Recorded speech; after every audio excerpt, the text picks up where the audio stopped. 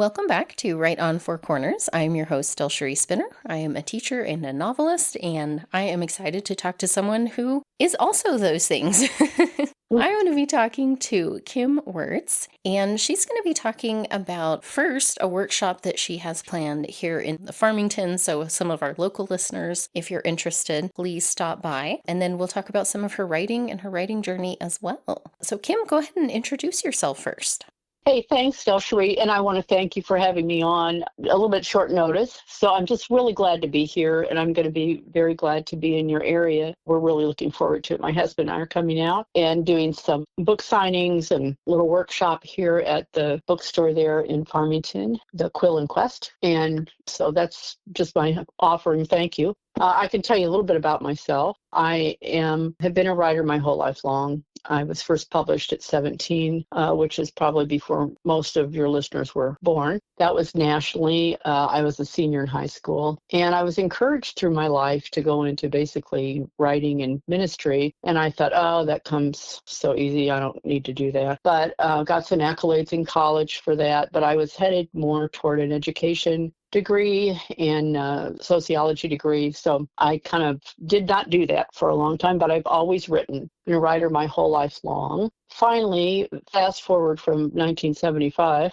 to 2009, and I was a grant writer, and I'd run agencies. I'd work with people with disabilities, and for the majority of my work life, and in that instance. And then I had a degree in business and marketing as well. So I was designing marketing, doing marketing jobs and marketing work, and got laid off when the recession hit. And I was working on a book for my niece, who is now in college, my second niece. And I thought, since I'm doing this and I'm going to be interviewing, I might as well just finish this book. So I did that, and that became my first book. And that was 37 books ago in conjunction with people, and 31 that I've done since that time. So I write now in 5 different genres. I am a retired editor and publisher. I have 2 publishing companies, and I ran an online Christian writers sanctuary was the name of our business, a writer training and coaching and publishing network for a number of years, and sold that to my business partner last year, and retired to basically write, work on my own stuff, and do a little bit of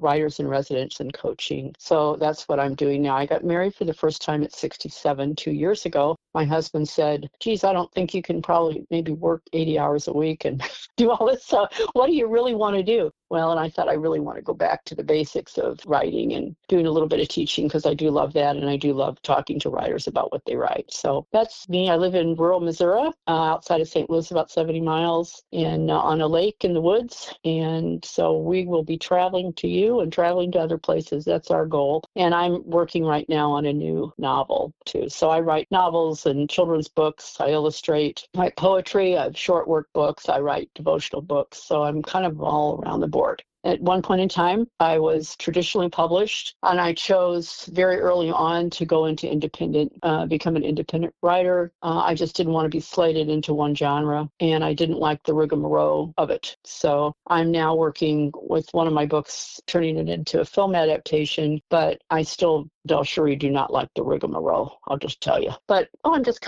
that's me in a nutshell in the writing world. There you go. Well, thank you. Yeah, I see a lot of similarities with you and my progression through writing as well. I'm also multi-genre, did the trad publishing for a while, and it was like, I'm fully indie at this point, and I love working with other writers, not just through the show, but it's a really great community to be a part of, and I just enjoy that fellowship, because it's like, it can be a pretty solitary endeavor when you're sitting at your computer writing, so it's nice to be part of a larger group of people who understand all of that. So that's awesome. It is. Yeah, no, it is. And I mean, that really is a good point. I think you've got to have what I call fodder for your work to some degree. And it's not like, but I do have t-shirts that say, be careful, I'm watching you. I'm developing characters, and I mean, things like that. But you really do. I mean, you look at your life and your world, and I agree with you. It's a solitary thing, which I like.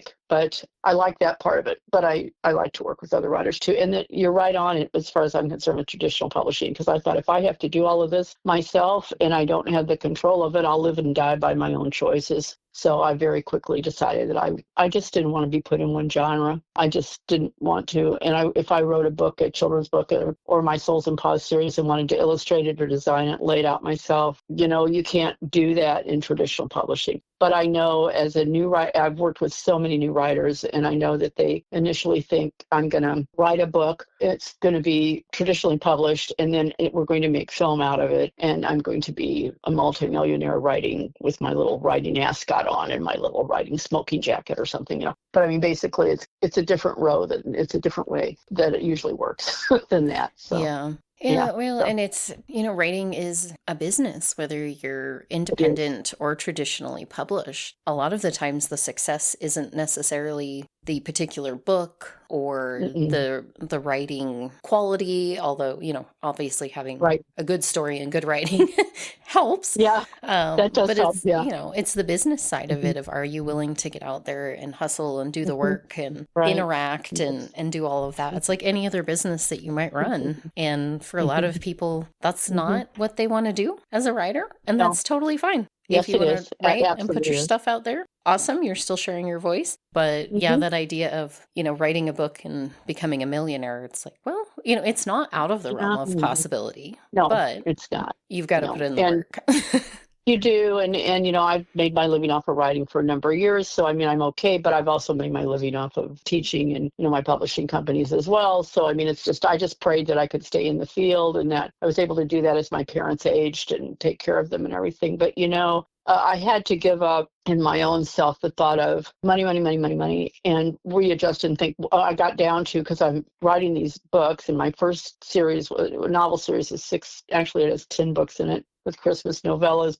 And I'm like, why am I writing, 4, 5, 6? Who's reading these things? And anyway, and I thought, well, what do you really want? What do you really, really want? And I thought, I just really want to be read. I want to be read more than anything. I want to have an effect on people. That's why I sit here and write these words. And so when I readjusted my thinking that way, it gave me a whole different outlook on how my work is going to go and what I'm going to say and what I'm going to create. And I was at an event, a writer's event here in Missouri, maybe last month sometime, a couple, 3 weeks ago, and a little boy came and picked up one of my books, Blue Dog Finds Happiness, and he held it. He'd just gotten there. And our canopy was the first one there. And his grandmother said, well, put that down because there's a lot of writers and And so he held it. He stood there and held it. And I said, you know what? Your grandma's right, because you should wait and I'll hold it for you if you want it. And he gave it back to me, and I said, I'm putting it right here on the table. And then he did. He came back and he got it and he just held it and held it. And DelSheree, you don't know what that does to my heart. I mean, it's worth more than anything when you're a writer, because you already know. He hasn't even read the book yet, but he loves that book already.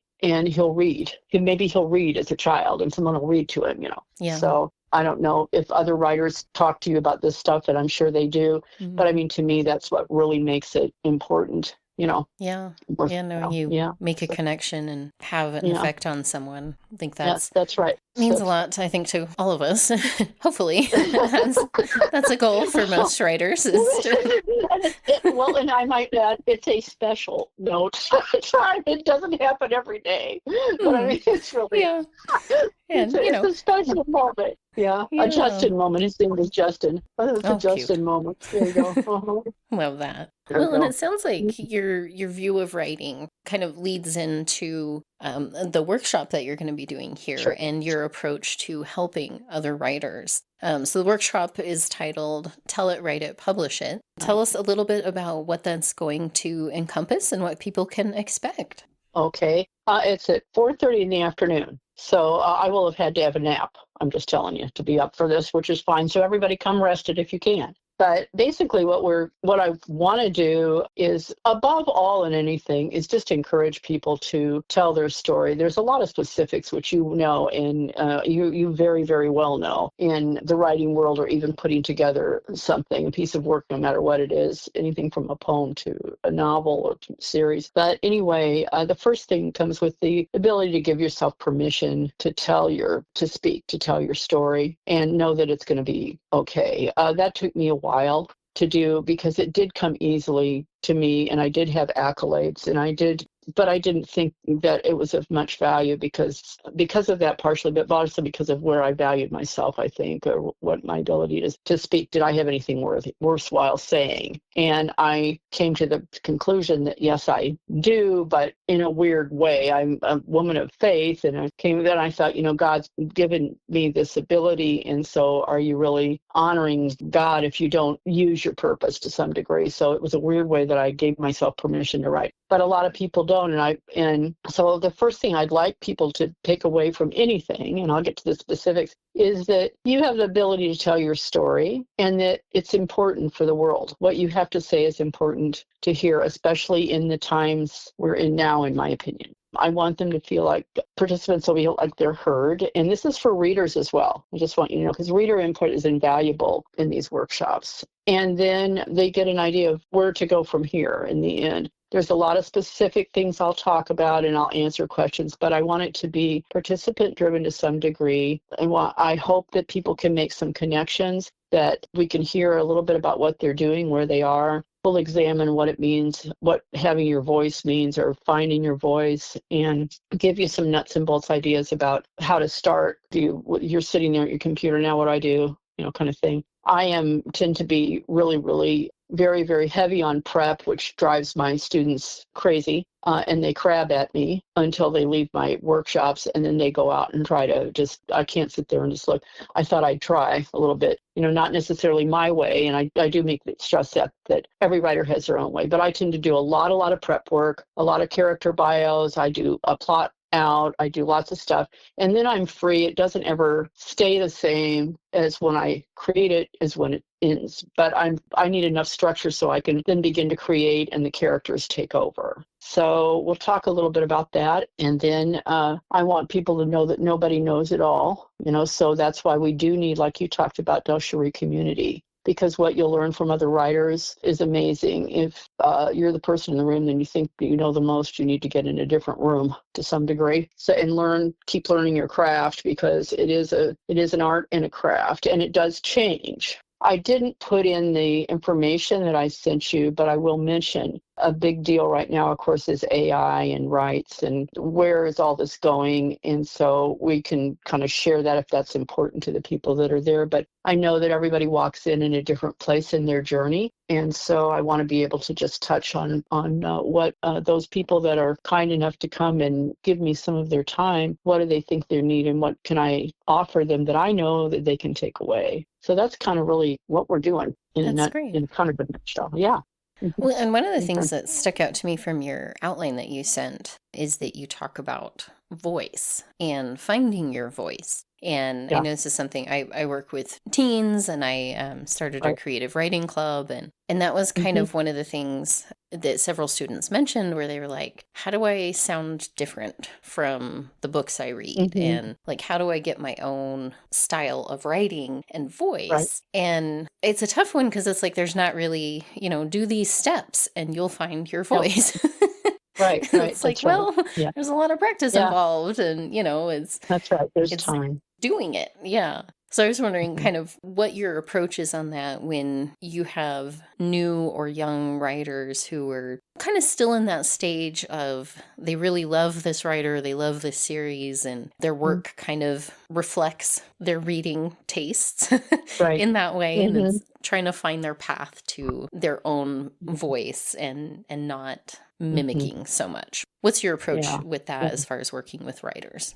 Well, mine is a couple of things. If I'm coaching or I'm doing actually training heavy. One is I tell the story about my dad. He was a college professor, and until he died 3 years ago, he was the first person that read the first chapter or part of work, and I was in the idea stage of all of my work. And he used to say to me when I first began, what is your voice? Or I hear your voice here. I feel your voice is and I would think, I don't know it. I don't know. Because I came from a poetry and short work background. I'd never written a novel until 2010, blah, blah, blah. Anyway, so time I think helps. Also, what helped for me is I worked for a publishing company editing, but I also did go through, I wrote devotionals, the ones that are in back of churches. I wrote a series of essays for several journals and publications. I worked with other standard traditional publishing through venues, and I had to do, which you well know, I had to do word counts and format styles in this work. So not only did I have some good editors, which was great, but I think that helps determine voice, because, and a lot of writers don't want to do that. I know I've had a lot of students that don't want to do that you'll write to this format and you'll write only this word count and you'll get your point across. And to me, that sharpened my ability led me to what my voice specifically was. Not only does it make you a better writer because you become more succinct in what your idea is and what's on paper, so that helped me that way too. But it helps you to hear more what you're saying when you go back over it again. Okay, what am I really saying? I think that other people can hear our voice much earlier and read it much sooner than we get it. So to me, it's a big time thing. It's a big time thing. But it's practice, right, and determine it. And I know what you're talking about because I have students that are this way, that we went through a big fan fiction thing I was the president of a Missouri Writers Inc., which was a writing club in Missouri for 5 years. And we'd go through a lot of people that were into fantasy and fan fiction and all, which I think is great, but they would just basically want to take something that had been written and rewrite it that was someone else's. So I'm like, okay, where are you in this? Where is your part? Well, there's format writing, that you're going to write to a certain format, and some of it's going to be of your own creation, some of it isn't. But when you have to write out of your area, if you like novels, write poems. If you like, lyrics, song lyrics, write novels, write essays. I think all that helps you. It's just training. It's training and determination, and then it becomes more clear. And I think it does change. I think your voice changes as we change as people. Hopefully it grows. I don't know about you, but I'm challenging myself all the time, and I've got a big challenge that I'm working on with this novel I'm working on now. So I think it's just a matter. I don't know. What do you tell your students? The same kind of thing, or Well, right, definitely, yeah. Practice, keep trying, but also, like you mentioned, trying different types of writing. Mm-hmm. I was in journalism for a little while, about like 4 years, and that was a really interesting experience because it's such a different style of writing. Right. It's extremely short for one. You're measured in inches. Yeah. Right. And I was used to, I was a novelist, and so I was used to, really building a story and all these details and sensory information, and it's like, no, you don't get to do that in this. And so it really forced me to be more concise in my writing and to really look at my word choice. And it's really helped me be more intentional with my writing. Right. And kind of the same, I've taken various classes over, all the many years I've taken classes on things. And even if, like, I did a screenwriting class and I've done poetry classes and stuff here and there, and I am not a poet and I have no skill for that. But every time I've tried something like that, I've learned something from it. And it's helped me see, I do have some more like lyrical aspects to my writing, and I can lean into that at certain points, but I can be concise when I need to be. And screenwriting, it's all dialogue. And I remember working on something for the class, and I'd had a section where it was like, and then they sat there, chit-chatting about whatever. And it was like, no, you can't do that in a screenwriting. Right. Yeah. And I was like, oh, yeah. I'm not a screenwriter either. And I've taken a screenwriting course, and I tell you what, and Andrea Spork is in charge of the Missouri Film office here, and she's like, oh, Kim, but you could do it. I'm like, I'm not a screenwriter, I'll never be a screenwriter. But yeah, it's important to know to know what is there. And I maintain my certification in grant writing. I was a grant writer for a number of years, but it's the same thing in journalism. You take a bunch of facts and then you have to fit it into a certain format in a certain way. And that all to me, that just sharpens your skills. Like you're saying with journalism, it just sharpens your skills, Yeah. As a novelist too. Yeah, I think just the more you push yourself, the more you grow. And I think just reevaluating it, as you mentioned, it changes over time. I mean, I went through a period of not writing for several years, kind of dealing with some family stuff and all of that. When I came back to my writing later, I was like, oh, this is not how I write anymore. Yeah, yeah, that's I've really had to yeah. reevaluate and kind of revise and Mhm, relook at mhm. stuff because, yeah, Yeah. a lot has changed. That's me. I started a Bear Dance Village is the novel I'm working on right now, and it's called The Little Library, Bear Dance Village right now, but it won't stay that title probably, but Bear Dance will. But I started it 4.5 years ago, and which is very long for me because at one point in time I was putting out 4 books a year, and that ain't happening. But there's reasons for that that are not only my marriage and my life changing a little bit, but there are reasons for that as far as just what the story content was, and what I'm challenging myself to do as a writer. Now I'm writing very differently, so I went back, I redid the draft chapter, which I rarely ever do, like 3 or 4 times, and then I draw pictures of my books before I draw it in pictures before I begin to map it out. And I don't really use an outline out, but I use like a map out thing. I have my little system. But I went back to my pictures and I redrew pictures. And you just kind of, if you take time like that or you haven't worked on that, then, and that's what happened to me. I got so caught up in other stuff that I couldn't write. And so with time wise and everything. So write anything long like that. So, you do change. So, and I know we're talking about heavy professional writing kind of things, but I sure hope too that people just have fun with it because I love it so. It is who I am. I have a passion for it. It is such a part of me, writing is. But I really hope that one of the things that I pray that I can do is just show people the joy in it and that everybody can write. I don't care how good, bad, or ugly you think it is. It's a great creative force that you can use, if you want to. So Yeah, absolutely. And it's really therapeutic too. I mean, just it is. getting out thoughts and Yeah. emotions, and even if you never do anything with it, just that Right. act of processing it, whatever it is, Mhm. happy or sad or in between, can That's be right. Or, a really great or way. yeah, and journaling's great. I do a gratitude Hmm. journal every day, but That's journaling's awesome. great. I used to do other journals and read those when we were remodeling the house last year and threw all those away. I thought this poor woman, she's not going to make it through life. So, I mean, just journal for yourself, and it's a good training ground too. Well, and Mhm. we are starting to get a little bit short on time, and I know you had a couple of books No that you wanted to surprise. mention. I know, it just flies by every time. I know that. Well, let's see what kind of time it is. Yeah, I can mention a couple of them Yeah. if you want, if we got the time. Okay, I will be signing too a little bit, but there's just a couple of ones I wanted to mention, and of mine novel called Mystery Mountain. I have a series called Life at Mimosa Lake that is long, and but so I do several. I've done several standalones or a few standalones anyway. And Mystery Mountain is one of them. It's about a seer in the Ozarks, and I was looking at the fine line. Paul says there's a fine line, the thin veil between life and death. And I researched this with psychics and this book and years ago. And my mother actually was dying when I wrote this book. And she said to me, we were talking about this, and she said, I know you think when I'm gone, I'll come back, but I'm not coming back here, she said to me. And it was really funny because we were researching talk about this. She did.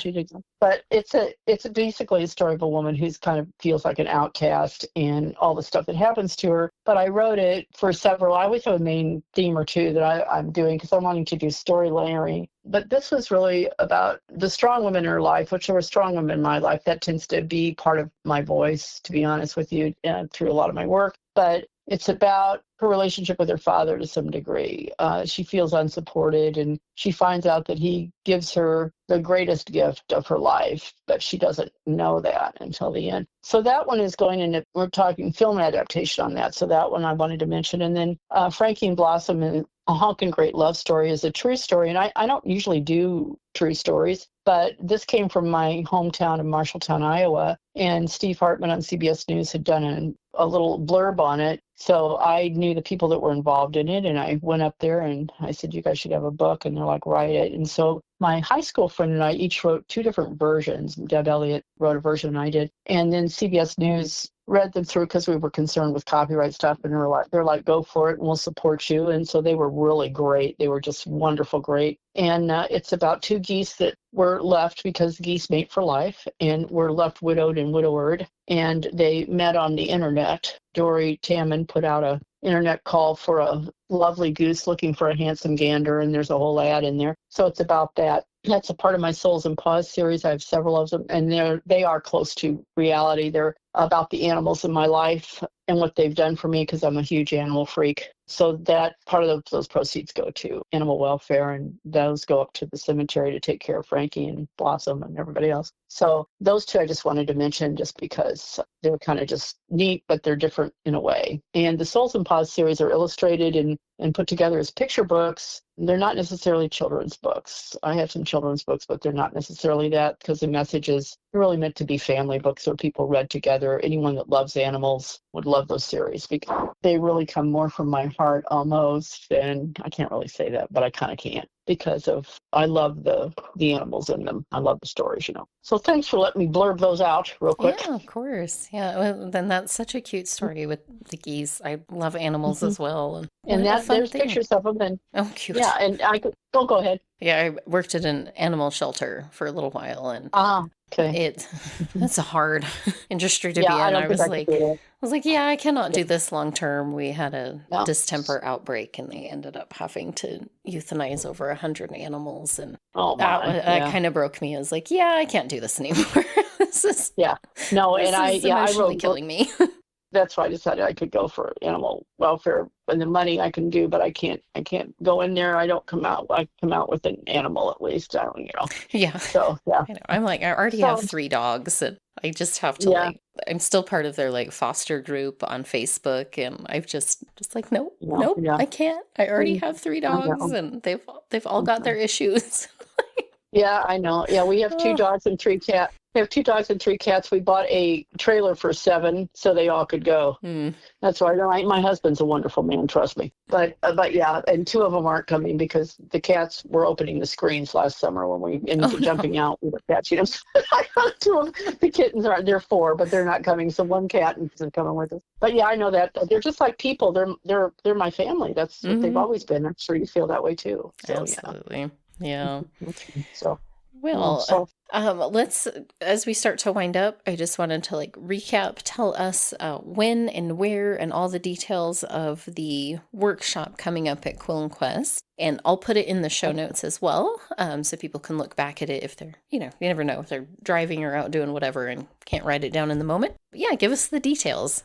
Okay, it's going to be at the Quill and Quest with Amanda at 4:30 on the 12th, which is a Friday, at Quill and Quest. And you need to dress there, 218 West Main, Farmington. And we will be working on our little workshop and talking about writing for, I don't know if Amanda has a timeline, but as long as people want to chit-chat. So I'm going to leave that right now. And so we'll make sure that everybody, who has something to say or gets heard and comes away with maybe a new friend and possibly an idea of what do I do? What's my next step now? And then I'll be doing signings too. That's what we're going to do. Come join us and have some fun. Make sure you bring some tea or something. No doubt we'll be yakking a lot. Well, and they have yummy snacks and drinks there, so people can. Oh, how wonderful. Yes. Okay. That Amanda, she's wonderful, isn't she? I know, she does all kinds of stuff. She makes these cute little crocheted things, and yeah, she's got lots of fun talents. Well, I've never met her, but I can't wait to meet her and be with everybody out there. So I'm so looking forward to coming to your area. Really looking forward to it. It'll be nice to have you, meet you in person. Thank you. And where can people find you and your books online if they'd like to go check things out? My pen name is K.S. Wuertz, actually. So it's KSWUERTZ.com, kswurtz.com. And of course, I'm on Amazon and other places, but Amazon's probably the main thing. I'll put a link to your website in the show notes as well. But yeah, thank you so much for taking the time to come on the show and just tell us about your writing journey and what you're going to be able to come chat with people about at the workshop. Thank you, DelSheree. I look forward to meeting you, and I hope you'll be there. If not, but I appreciate it very, very much what you've done on the time frame that we've had. I'm really just thinking it's going to be a great time. Woohoo!